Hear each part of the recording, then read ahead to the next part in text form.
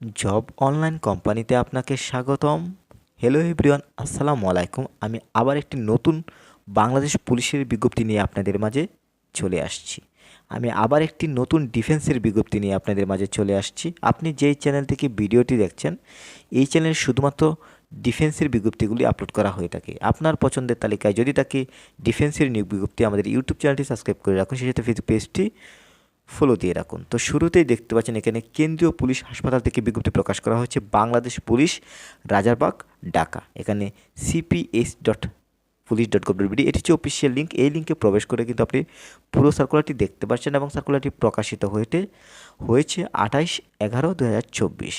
তো এখানে ভালোভাবে লক্ষ্য করবেন, এখানে বলা হচ্ছে বাংলাদেশের সকল জেলার যোগ্য প্রার্থীগণ কিন্তু এখানে cps.police.gov.bd এই লিঙ্কের মাধ্যমে আবেদন করতে পারছেন। আপনি যদি আমাদের মাধ্যমে অ্যাপ্লাই পেতে চান, যদি একটি বেটার অ্যাপ্লাই পেতে চান, অবশ্যই স্ক্রিনে দেওয়া নাম্বারে যোগাযোগ করবেন। এছাড়াও যে কোনো ধরনের সরকারি চাকরির চূড়ান্ত শাসন যদি পেতে চান, বিকজ শুধু আবেদন করলেই হবে না, আপনার দরকার রয়েছে চূড়ান্ত প্রস্তুতি, চূড়ান্ত সাজেশন।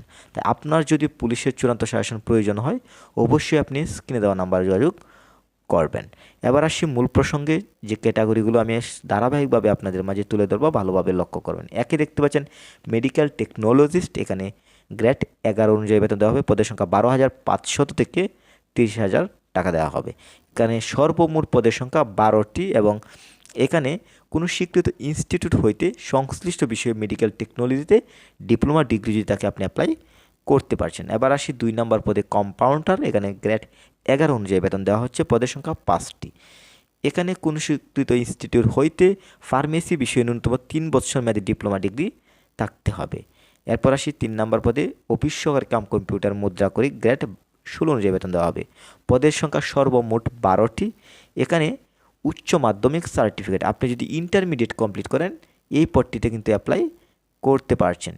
এই হচ্ছে সর্বমোট পদের সংখ্যা। এবার আসি বয়সের বিষয়টি। এখানে প্রার্থীকে অবশ্যই বাংলাদেশের প্রকৃত নাগরিক হতে হবে এবং 2/12/2024 অনুযায়ী এখানে আপনার বয়স 18 থেকে 32-এর মধ্যে হলে কিন্তু আপনি অ্যাপ্লাই করতে পারছেন।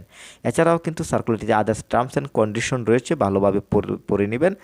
এবং সেই সাথে আরেকটি বিষয় বলবো, cps.gov.bd এই লিঙ্কের মাধ্যমে অ্যাপ্লাই করতে হবে। আপনি যদি আমাদের মাধ্যমে অ্যাপ্লাই পেতে চান, যদি একটি বেটার অ্যাপ্লাই পেতে চান, স্ক্রিনে দেওয়া নাম্বার যোগাযোগ করুন। অনলাইনে আবেদনপত্র জমা দেওয়ার শুরুর তারিখ ও সময় 2/12/2024, আপনি 2 তারিখ থেকে আবেদন করতে পারছেন এবং আবেদনের শেষ তারিখ ও সময় 31/12/2024।